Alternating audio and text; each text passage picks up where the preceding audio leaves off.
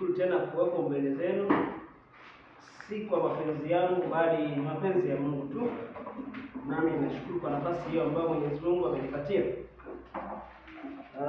Sauti yangu haiko vizuri sana, imeathiriwa na vumbi la mahali hapa. Sio mahali hapa humu ndani, ila hii sehemu. Lakini kwa neema ya Mungu nitasimama kwa mapenzi yake. Nimeomba pia kuimba,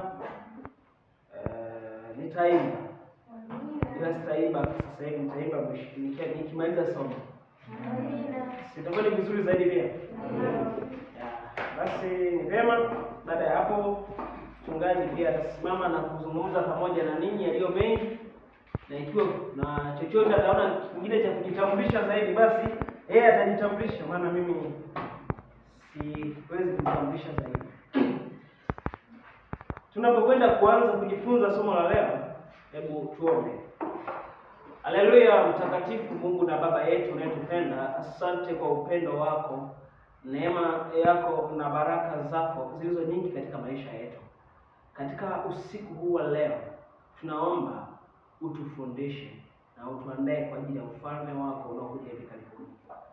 Asante maana tutenda hivyo kwa jina la Yesu Kristo. Amen.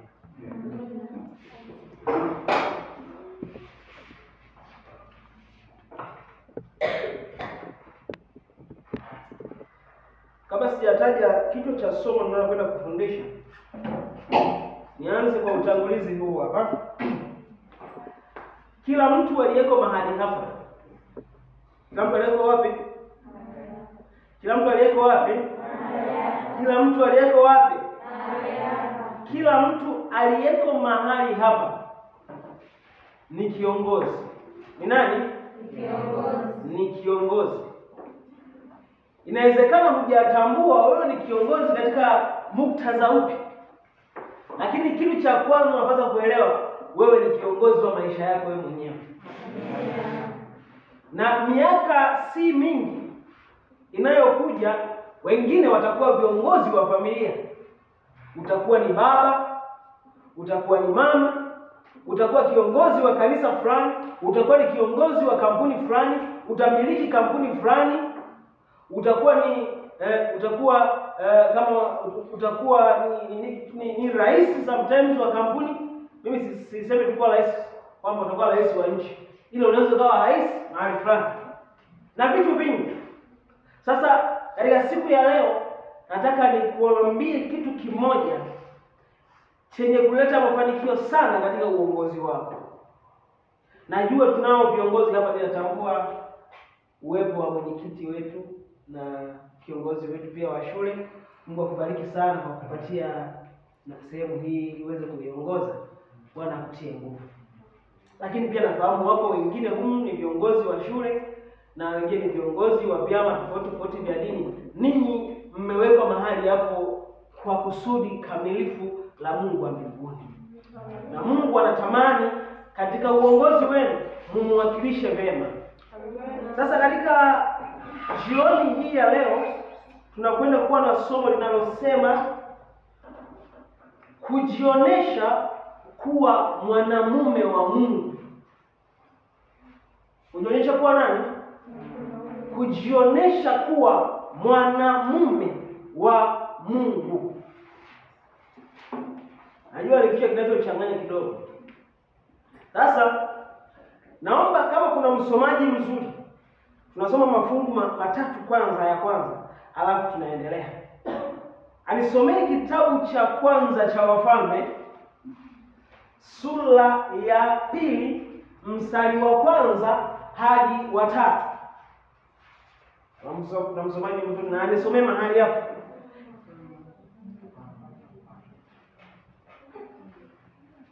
Kujionesha kuwa mwanamume wa Mungu. Wafalme wa kwanza sura ya 2 mstari wa kwanza hadi wa 3. Wafalme wa kwanza sura ya 2 mstari wa kwanza. Basi siku ya kufa kwake Daudi ikakaribia. Biblia inasema basi siku ya kufa kwake Daudi ikakaribia. Akamuhusia Suleimani mwanawe. Akamuhusia Suleimani mwanawe. Akasema, akamwambia, mimi naenda njia ya ulimwengu wote. Mimi ninakwenda njia ya ulimwengu wote. Basi uwe hodari ujioneshe kuwa mwanamume. Anamwambia basi uwe hodari ujioneshe kuwa mwanamume. Ndio. Uyashike mausia ya Bwana. Uyashike mausia ya Bwana Mungu wako. Uende katika njia zake. Uzishike sheria zake. Na amri zake. Na hukumu zake. Na shuhuda zake. Sawa na ilivyoandikwa katika Torati ya Musa. Sawa na ilivyoandikwa katika Torati ya Musa. Upate kufanikiwa katika kila. Maana utakapoyafanya hayo utafanikiwa katika yote unayofanyaje? Unayoyatenda. Na kila utakachokitazama, ikiwa utatembea katika sheria, katika shuhuda na katika amri za Mungu, utafanikiwa. Sema amen. Sikiza wewe, nikurudishe kidogo nyuma. Daudi anasema hivi, mwanangu, mimi ninaenda katika njia ya watu wote. Mwandishi anaposema kwamba ninaenda katika njia ya watu wote, Daudi alikuwa anasema, Biblia inaanza kusema hivi, basi siku za kufa kwake Daudi zilikaribia. Na zilipokaribia akaanza kumwambia hivi, akamuita Suleimani mwanae, akamuhusia. Daudi anaposema ninakwenda katika njia ya watu wote, alikuwa akimwambia kwamba Suleimani mwanangu, mimi ninakwenda kufa. Watu wote tunaoishi hapa duniani tunajua siku moja tutakufa. Japo inaweza ikatokea rehema, si kwamba kila nafsi itaonja mauti, lakini mwanadamu anapozaliwa anajua siku zake zina ukomo, kuna wakati atakufa. Nikurudishe historia nyuma kidogo. Daudi alikuwa ni mtoto katika familia ya Yese. Yese alikuwa na watoto kadhaa, zaidi ya watoto 5. Na katika wale watoto 5, Yese, kama nilivyosimulia katika Ijumaa iliyopita, nakwambia alizaliwa katika familia hii, na ni kijana ambaye alitupwa kule, akatupwa aende akafanye kazi nyikani ya kuchunga kondoo. Na nikakwambia katika juma lililopita ya kwamba Mungu alimuinua kutoka kuchunga kondoo hadi kufikia kusudi kula nini? La maisha. Najua utakuwa umenisahau. Lakini nikwambie kitu kimoja. Daudi akafundishwa na mama yake, akalewa vizuri, akawa mchungaji wa kondoo, akawatunza kondoo wake. Alikuwa ni kiongozi wa kondoo na wanyama wote ambao baba yake alikuwa amempatia. Daudi akajifunza kuwa mchungaji wa kondoo. Biblia inaniambia wakati ulipofika akatoka kuwa mchungaji wa kondoo, akawa mpigaji kinubi wa mfalme. Akapiga kinubi kwa mfalme. Alikuwa ni kiongozi wa wapiga kinubi. Lakini akatoka katika lengo ya kupiga kinubi, Daudi akaenda akawa ni mwanajeshi katika jeshi la mfalme Sauli. Akapigana vita Daudi akapigana vita vikubwa, akamuua yule shujaa wa kipindi kile anaitwa Goliath. Daudi akapata sifa, watu wakaanza kuimba kwa ajili yake. Watu wakasema Sauli ameua 1000, lakini Daudi ameua makumi namna gani? 1000. Kauli ilimchanganya sana mfalme, akamchukia Daudi. Ni kiongozi huyu, watu wakamsifia, watu wakasema hakika tunajivunia Daudi. Na hata wanawake wa kipindi kile walitamani kuolewa na Daudi. Na ndio maana Daudi alikuwa na wake. Watu wanajifunza kumbe Daudi alikuwa na wake wengi sana. Daudi akapambana vita, akashinda. Wakati ulipofika akawa mfalme, Mungu alijivunia Daudi. Lakini taifa la Israeli pia lilijivunia kuwa na kiongozi kama Daudi. Maana ni kiongozi ambaye akienda vitani alileta ushindi. Hiyo ni kazi ya kiongozi. Kiongozi Daudi akafanya mambo mengi makubwa sana. Biblia inaniambia, lakini pamoja na ushujaa wake wote aliokuwa nao, mapambano yote aliyokuwa nayo, Daudi katika sura ya 1 ya kitabu cha Wafalme inaniambia hivi, Daudi siku za kufa kwake zikakaribia. Akawa hana nguvu tena. Wale maamiri jeshi waliokuwa karibu yake sasa wanamwambia, Daudi wewe ni shujaa, wewe ni fulani, wewe uko hivi, wewe uko hivi, wewe uko hivi. Wakawa pembeni. Daudi hata wake zake hawakutaka kulala naye alipozeeka. Daudi alipokuwa mzee akatafutiwa kijakazi tu kingine kamtie joto, wakatafuta kijakazi wakampa. Daudi akifahamu, ndio najua muda wangu umekwisha, alisema natamani kutengeneza kiongozi mwingine. Kwa nini nimekupa hii historia? Nataka nikuoneshe kwamba kiongozi mzuri anaanza kutengenezwa. Na ikiwa hata wewe unatamani pia kuwa kiongozi mzuri, lazima utengeneze. Sasa ninaanza kufundisha ambalo ninatamani kuwafundisha. Rudia kusoma fungu la pili. Katika sura hiyo ya pili. Sura ya pili, mstari wa pili. Ndio. Mimi naenda njia ya ulimwengu. Daudi anasema mimi ninakwenda njia ya ulimwengu, yaani kwamba mimi ninakwenda kufa. Basi uwe hodari. Anasema basi uwe hodari. Tulia kwanza hapo. Neno la Kiebrania linalotamkwa hapo ni hazak. Hazak maana yake ni uwe na ujasiri, uwe na ushujaa. Unapoandaliwa kuwa kiongozi, inakupasa uwe na ujasiri, uwe na ushujaa, usiogope, usiwe na uoga ndani yako. Endelea. Ujionyeshe kuwa mwanamume. Anasema si tu kwamba uwe hazak, si tu kwamba uwe na ujasiri, si kwamba tu uwe na usiwe na uoga, si kwamba tu usitetemeke unapoona mambo fulani. Anasema ujionyeshe kuwa mwanamume. Sawa tatu. Moja kwanza. Ujionyeshe kuwa mwanamume. Neno la Kiebrania linalotumika sio kwamba ni wahiyak ish. Ujionyeshe kuwa mwanamume. Katika hili neno halimaanishi kuwa na jinsia ya kiume. Sikiliza. Inawezekana umezaliwa una jinsia ya kiume, lakini kuna mwingine amezaliwa ni mwanamume. Utanielewa vizuri. Katika jamii tulizo nazo kuna watu wa aina hizi. Kuna wanaume na kuna wa kiume. Unaweza ukawepo hapa wewe ni wa kiume au ni mwanamume. Hali kadhalika unaweza ukawa wewe ni mwanamke au ukawa ni wa kike. Yaani ukiwa wa kiume unatimiza tu kusudi kwamba na wewe una jinsia ya kiume. Lakini huna umuhimu wote katika jamii. Kwa maana gani? Hakuna mchango wowote ulio nao ambao unaweza kufanya katika jamii yako ulionayo ambao watu watasema kwamba tunajivunia kuwa na fulani. Wewe ni wa kiume tu. Lakini leo nataka nikutengenezee kitu usio wa kiume tena, uwe mwanamume. Nataka wewe hapo uliyepo hapo naye kama unanisikiliza, wewe ambaye una jinsia ke, usiwe wa kike bali uwe mwanamke. Kuna tofauti ya kuwa mwanamume na kuwa wa kiume. Na kuna tofauti ya kuwa mwanamke na kuwa wa kike.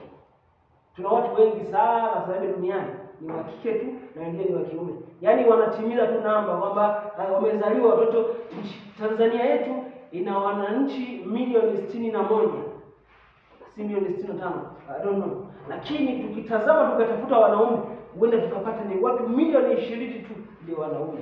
Na katika wanawake tukapata milioni 10 ndio wanawake. Nini sifa? Nini sifa ya kusema kwamba huyu ni mwanamume na huyu ni wa kiume? Tumesoma Daudi anamwambia hivi. Ambapo ndio kusoma fungu la pili, ninaanza kwenda kutaka kufafanua vitu fulani. Nasema ndio, mimi naenda njia ya ulimwengu wote. Mimi naenda katika njia ya ulimwengu wote. Basi uwe hodari. Basi uwe hodari. Ujionyeshe kuwa mwanamume. Ujionyeshe kuwa mwanamume. Hili neno uwe hodari limetumika mara nyingi sana katika Biblia. Na moja ya sehemu lilipotumika ni katika kitabu cha Yoshua sura ya 1 mstari wa 7. Hebu nisomee hilo fungu. Kitabu cha Yoshua sura ya 1 mstari wa 7 hadi wa 9. Nini maana ya kuwa hodari?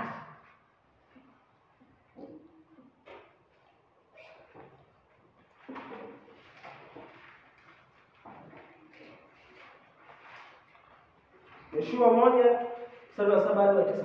Wakati nikiwa shule ya msingi sekondari, nilikuwa nikitajwa fungu haipiti sekunde 2 nishalipata lilipo. Lakini sasa hivi tunatumia dakika nzima kutafuta fungu.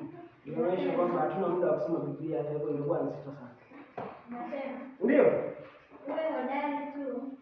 Malaika wa Bwana anamwambia Yoshua, uwe hodari tu na ushujaa mwingi. Uangalie kutenda sawasawa na sheria yote. Uangalie kutenda sawasawa na sheria yote aliyokuamuru Musa mtumishi wangu. aliyokuamuru Musa mtumishi wangu. Usiache kwenda mkono wa kuume. Ukaenda mkono wa kuume au ukaenda mkono wa kushoto. Upate kufanikiwa sana. Ili upate kufanikiwa sana katika kila ulitendalo. Neno hili la kuwa hodari limerudiwa tena katika kitabu cha Yoshua na limerudiwa sehemu nyingi sana. Kwa nini kuwa hodari? Biblia inaposema uwe hodari, inamaanisha huyo mtu kama nilivyowaambia, awe na ujasiri, asiwe na uoga, awe ni mtu mwenye ajili ndani yake. Yaani kwamba ni mtu mwenye kuyatazama mambo yaliyo mema. Daudi akata anamwambia, hamwambii tu kuwa hodari katika mambo ya kimwili. Hamwambii kuwa tuna nguvu, bali alikuwa akimtengeneza awe vizuri kiroho. Awe ni mtu aliyejengwa ndani. Na maana anamwambia hivi, aishike sheria ya Mungu, aishike amri za Mungu, au ushike ushuhuda wa Mungu. Katika wakati tulio nao, hatupasi kuwa na uoga.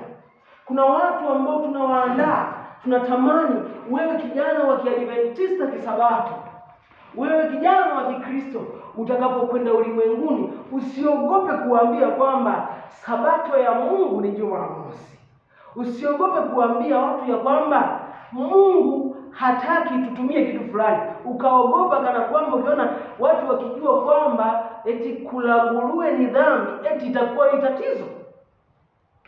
Kuna watu wanaogopa. Ana compromise maisha, ana fake maisha ili awapendeze watu.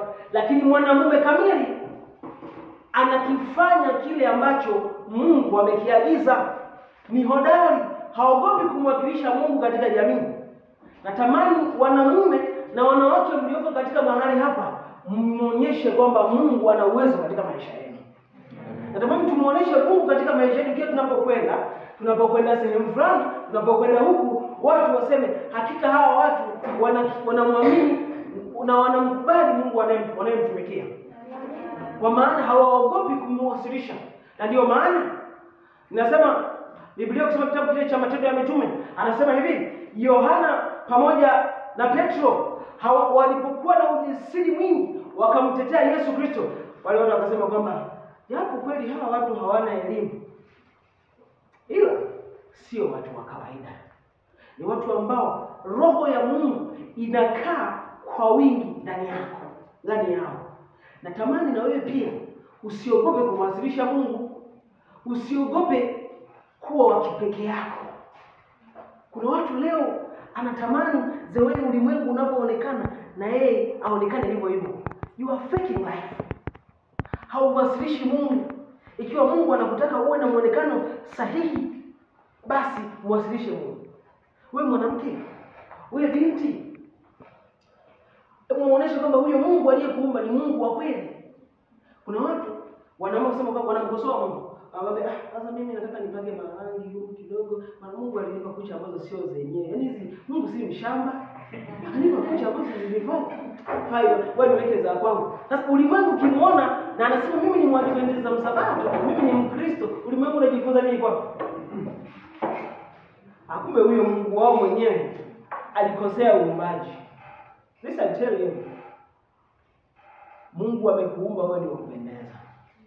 Na kama Mungu amekuumba ni wa kupendeza, uzuri wako uoneshe kwamba Mungu kweli alikupendelea. Kile watu wanamkosoa Mungu. Mtu akienda sehemu fulani kwenye sherehe, anakuta pale nyama ya nguruwe imepikwa pale ya kutosha. Anaangalia kushoto na kulia hivi kwa msabato anayeniona. Alafu sasa ameenda na koti kama la Kongo hapa, anachukua na fino. Kumbe sikio nikwambia kitu kimoja. Baba mmoja alienda kuiba mahindi. Alipokwenda kuiba mahindi, akafika pale shambani, akaangalia kushoto, akaangalia kulia, akaangalia mbele yake, akaangalia nyuma yake, akaona hakuna anayemuona. Alikuwa na mtoto wake. Akaanza kuvunja mwindi. Akavunja mwindi wa kwanza, akavunja mwindi wa pili. Mtoto wake akamwambia, "Baba, mbona umetazama kushoto, ukatazama kulia, ukatazama mbele, ukatazama nyuma, lakini hujaangalia juu? Hujui kama aliyeko juu anakuona?" Sikiza nikwambie rafiki yangu, wewe mwanamume, wewe mwanamke, hata ujifiche kinamna gani, aliyeko mbinguni anakuona. Amina. Kwa umwakilishe Mungu kisawasawa, uwe hodari kuyawakilisha matendo makuu ya Mungu. Hiyo ni maana ya kuwa hodari. Yaani usiogope, uwe jasiri. Watu wakisema huyu ni Mwadventista wa Sabato, wanasema kweli, yes, this is a Seventh Day Adventist member. Lakini anamaanisha nini anaposema kujionesha kuwa mwanamume? Nisomee kitabu cha Wakorintho wa kwanza sura ya 16 mstari wa 15.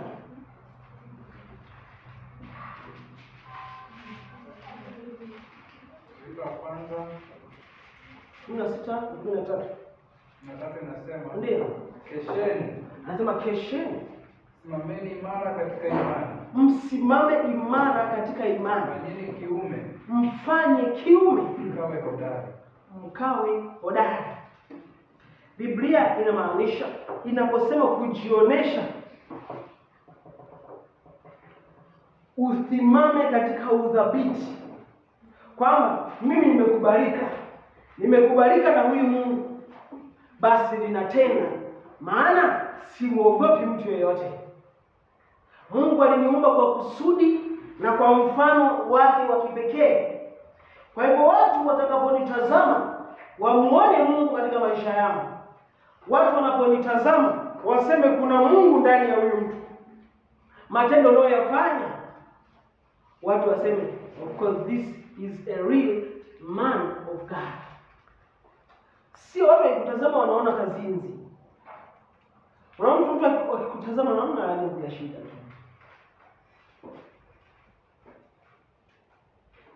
Lakini wewe kama mama wa kesho, kama kiongozi wa familia ya kesho, natamani utakapokuwa mama waseme hakika wewe ni mama bora. Nilikuwa na mchungaji Sai, tukatembelea familia moja, tukamkuta mama mmoja yuko na watoto wake pale, wanamsaidia kazi, amewafundisha malezi mazuri. Tukampongeza yule mama. Ni kwa sababu katika wakati tulio nao tuna wanawake wengi ambao hawataki kujishughulisha kufanya kazi, kuandaa watoto wao wafanye kazi nzuri. Yaani kuna binti, sijui kama mume yupo au hayupo, mpaka leo ana miaka 16, ana miaka 17, ana miaka 18 hajui kupika. Naye anajiita ni mwanamke. Nenda kajichunguze vizuri. Kuna mtu hapa ni mtoto wa kiume, hajui kusonga ugali. Atakapokwenda anatamani aoe akifika mwaka wa kwanza. Nitamshinda. Men are born to fight. Mungu anataka wanamume watakaosimama na kuliwakilisha jina lake sawa sawa. Je, wewe mbingu zitakapochungulia duniani hapa zitakuona kama mwanamume au zitakuona kama wa kiume? Mbingu zitakapokutazama wewe kesho utakapokuwa mama, zitakuona wewe ni mwanamke au zitakuona wewe ni wa kike unatimiza namba ya kuwepo duniani? Natamani mbingu zinapokutazama zikuone wewe kama mwanamume wa kweli. Mbingu zinapokutazama zikuone wewe kweli ni mwanamke unaiandaa jamii yako kuwa bora. Amina. Na inawezekana. Inawezekana vipi? Biblia inasema kwamba ukazishike sheria za Mungu. Sheria za Bwana zinampendeza mwanadamu. Sheria ya Mungu unapoiweka ndani yako inakutengeneza. Sikiliza niwaambie kitu kimoja. Unajua watu wanahangaika sana na kutafuta uzuri mwingi wa dunia hii. Lakini kwambie, ukitembea kwenye maagizo ya Mungu, sheria ya Mungu, amri za Mungu, shuhuda za Mungu zinakutosha wewe ukawa ni mzuri ajabu. Watu wanasema, kwa neno la Mungu litanifanya niwe na uso wangu unang'aa. Sikiliza nikwambie, Biblia imejaa siri nyingi za kukufanya wewe uonekane vizuri kuliko kawaida. Yaani ndani ya Biblia humo kuna maelekezo ambayo wewe yanakushauri unakuwa una muonekano ulio bora. Sio mpaka ukanunue uzuri madukani. Eti unaenda kuangalia kununua uzuri. Nikakutana mtu mmoja amejipodoa, ameungua uso, amekuwa kama nyanya iliyoiva ikapitiliza. Anaona aibu, anaweka mkono hivi. What is this? Ni kwa sababu watu wanatamani uzuri wa dunia, lakini kwambie uzuri wa kipekee wa mwanamke na uzuri wa kipekee wa mwanamume unapatikana kwa kuzishika sheria za Mungu, amri za Mungu na shuhuda za Mungu. Amina. Kwa hivyo chukua muda wako, isome Biblia yako. Isome lesoni yako. kuhudhuria vipindi vya ibada, kuhudhuria maombi, utafanyika kuwa mwanamume bora, utafanyika kuwa mwanamke bora. Na hawa ndio watu ambao mbingu inawahitaji. Kitu namba 3, hebu nisomee kitabu cha Wafalme sura ya 2 mstari wa 3. Anyway, nimeshapata. Anatuambia unapoongoza, sikiliza, unapoongoza uzingatie sheria, uzingatie amri za Mungu, uzingatie shuhuda za Mungu. Sikiliza, unapowalea watoto wako, walee katika neno la Mungu. Amina. Kesho utakuwa baba. Nani hataki kuwa baba hapo mahali? Unataka kuwa baba? Amen. Sijasikia. Wangapi hawataki kuwa mababa hapa? Wangapi hawataki kuwa kina mama? Wangapi wanatamani kuwa kina baba? Wangapi wanatamani kuwa kina mama? Sasa sikiliza nikwambie, ili uwe mama bora, lazima ujikite mizizi katika neno la Mungu. Ukijikita mizizi katika neno la Mungu, Biblia inaniambia kwamba mtu amchaye Mungu atafananishwa, mtu ambaye anamcha Mungu, mwanamke yule anayemcha Mungu, mume wake atamsifu, watoto wake watamuita heri, watakaa katika meza yao ya chakula, watazungukwa na watoto wakifurahia, maana watasema, mama, umetulea katika njia iliyo bora, tunakufurahia na tunajivunia wewe mama yetu. Hivyo ndivyo alivyo mama anayemcha Mungu. Hivyo ndivyo alivyo mama yule ambaye analishikilia neno la Mungu. Sasa kuna watu ni wavivu wa kusoma Biblia. Kuna watu hawatamani kujifunza. Hilo ndani ya hiyo Biblia ulionayo kuna magombo ya kweli. Kuna magombo ya kufanya wewe ufaulu masomo yako. Wewe ushakusoma gombo na kama ufaulu maisha. Nijalisoma kwa sababu usome Biblia. Na kuambia tangu leo usome Biblia. Nikwambie kitu kimoja, nilipokuwa sekondari nilikuwa nikishika daftari la biolojia nikisoma zaidi ya dakika 10 ninaanza kusinzia. Lakini nikishika Biblia naweza nikasoma masaa mawili nisisinzie. Najua kuna watu wanapata pambano kubwa kwenye maisha yao kwamba akishika Biblia anaanza kusinzia. Nikemee hilo pepo kwa jina la Yesu. Maana linakuzuia usiwe mama bora kesho. Maana linakuzuia usiwe baba bora kesho. Maana linakuzuia, hilo pepo linakuzuia wewe usitimize sheria ya Mungu. Jengwa katika neno la Mungu, utakuwa ni mama bora, utakuwa ni dada bora. Yaani wadogo zako wanajivunia. Usiharibu future ya familia yenu. Kuna watu hapa, sikiliza nikwambie, kuna watu wadogo zako wanakutegemea wewe ndio uangaze nuru kwenye familia yenu. Ukiharibu wewe tu, umeharibu future nzima ya ukoo. Umeharibu future nzima ya familia. Sikiliza, yaani binti, nakwambia hivi, sasa kwani niingie ndani zaidi. Wewe binti, pambana. Uingie kwenye familia. Unanielewa? Pambana ingie kwenye nini? Asikupotezee mtu kwenye eneo lako. Asije kijana kukudanganya. Oh, mimi ili nikuoe, nipe 1 2 3. Mwambie toka pepo la shetani. Amina. Na wewe kijana, kwa jina la Yesu nakukemea, usidanganye mabinti za watu. Na wewe uyawazi yaliyo ya Mungu. Sasa wewe binti utakaposhikilia huo msimamo, wadogo zako watajifunza nini kutoka kwako. Wanasema ikiwa dada ameenda advance amefaulu, ameenda chuo amefaulu, amepata kazi, kwa nini na sisi tusipate njia zake? Lakini ukitiwa mimba wewe bado uko shule, ukimaliza form 6 form 4, kesho ukatiwa mimba. Wadogo zako kumbe ukienda shule sekondari, ukimaliza ndio utiwe mimba.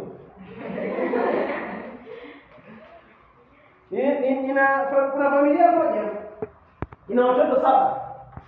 Katika wale watoto 7, mtoto wa kwanza mpaka mtoto wa 5, wa kike 3, wote wa kwanza alitiwa mimba, shule ikamshinda, wa kike yule wa kwanza. Wale wengine wote kasoro yule wa 5 ndio wakutiwa mimba. Ila wale wote waliopata katikati pale wa kike wote walikuwa na pigwa. Na wale wa kiume the same. Ndio maana nakwambia wewe dada, pambana wewe mama. Ila usiuaje mama kwa njia za shortcut. Sina nielewa. Dada yako anakuja mdogo wako anakutegemea. Baba yako anawekeza pesa kubwa. Yaani ungejua baba yako anapohangaika kule, anasukuma lile kwama, ile katapila, anasota kwa sababu anataka kutengeneza wewe kiongozi bora. Amina. Anataka uje usimamie makampuni, anataka uje usimamie biashara zake. Sasa ukianza uhuni ukavutwa na makundi ya wavuta bangi, baba yako atajivunia nini? Kwa hivyo ninawaasa wadogo zangu na kaka zangu, hata wenyewe ni wakubwa kuliko mimi. Mimi ni mdogo sana. Nyie kaka zangu na dada zangu, jipangeni kwa viongozi bora. Amina. Neno la Mungu liwe kwa wingi ndani yenu. Amina. Hapo kwenda kuhitimisha, nisomee kitabu cha Mhubiri sura ya 12. Mbaya pia speak English. Najua na mimi naweza. Mhubiri 12 pia anasemaje? Anzia mstari wa kwanza. Ndio. Kumbuke Muumba wako siku za ujana wako. Mkumbuke Muumba wako siku za nini? Za ujana wako, ndio. Kabla hazijaja siku zilizo mbaya. Sikiliza, wewe kijana, kuna siku mbaya zinakuja kwake. Kama Daudi ambavyo umeona alipozeeka, hata wake zake hawakutaka kulala naye tena. Baadaye kabidi atafute kabinti kingine kaje kasimame mbele yake.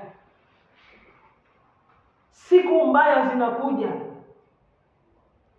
Siku mbaya za namna gani? Endelea. Wala haijakaribia miaka utakaposema. Kuna miaka inakuja utakaposema hivi, mimi sina furaha. Kwa kweli sina furaha kabisa. Sala pili. Sikiliza. Ngoja. Hiyo furaha ni kwa sababu gani itakosekana? Utayakumbuka maneno yangu nilikwambia usitiwe mimba kabla hujaolewa. Utajuta. Utayakumbuka maneno ninayokuambia leo. Utajuta wewe kijana kwa sababu ulitia mimba binti wa watu. Utayakumbuka maneno ninayokuambia. Ndio? Miaka yote itakuwaje? Kabla jua na nuru na mwezi na nyota havijatiwa giza. Inaposema hivyo inamaanisha kabla hayo macho yako hayajaanza kutokuona vizuri, mkumbuke Muumba wako. Ndio? Kabla ya kurudi mawingu baada ya mvua. Kabla wakati ambapo sasa hivi ukienda bafuni kuoga, maji yanateremka mpaka chini. Kuna miaka inakuja hii ngozi itatunza maji. Itakuwa kama taulo mzee. Maji yamo humu ndani. Ndio? Siku ile walinzi wa nyumba watakapotetema. Siku hiyo walinzi wa nyumba watakapotetema. Hapo wenye nguvu watakapojiinamisha. Hapo ambapo utakuwa huna nguvu za kwenda kulima shamba, za kwenda kutia mimba tena, hazitakuwepo. Una machozi mengi moyoni mwako. Na wasagao kukoma kwa kuwa ni hayo meno yako uliona yanayosaga chakula leo, na vyote ambavyo unapenda kununuliwa vya bei che, hayo meno hayatafanya kazi. Unabaki na mapengo ndani yako. Ukicheka hivi wajukuu mpaka wanacheka na wao. Na hao wachunguliao madirishani. Hiyo tabia yako ya kwenda kuchungulia madirishani watu wanafanya nini? Hautaweza, hayo macho hayataweza kuchungulia tena dirishani. Na milango kufungwa katika njia kuu. Sauti ya kinu itakapokuwa ndogo. Na mtu kustuka kwa sauti ya ndege na binti za. Ishia tu hapo. Unatosha, utasoma mwenyewe. Lakini tumalizie mstari wa 13 na 14. Wewe kijana mkumbuke Mungu siku za ujana wako. Nasema hii ndio jumla ya maneno yote. Mambo haya yote niliyowaambia katika jioni ya leo, yote yamekwisha sikiwa. Hilo jumla ya maneno yote ambayo kushakusikia. Hapo nimewaambia. Mche Muumba wako. Mche Mungu.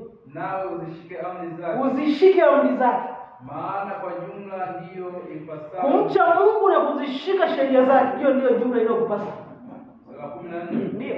Kwa maana Mungu ataleta nakwambia hivi, yote unayoyafanya yataletwa hukumuni. Pamoja na kila neno la siri. Kila neno la siri likiwa jema liwe jema au liwe baya. litaletwa hukumuni. Mche Mungu na uzishike amri zake. Wangapi wanatamani Mungu awatengeneze wewe viongozi bora? Simameni niwaombe. Namkaribisha Pastor Sai aweze kuomba kwa Tuombe.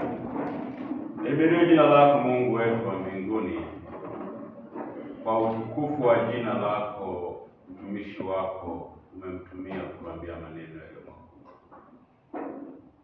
Fundisha ni jinsi gani tutakuwa wanaume na wanawake walio bora katika maisha haya, tukijiandaa katika ujio wako. Tuandae kuanzia sasa, ukatubariki na kutunyosha katika mapito yako.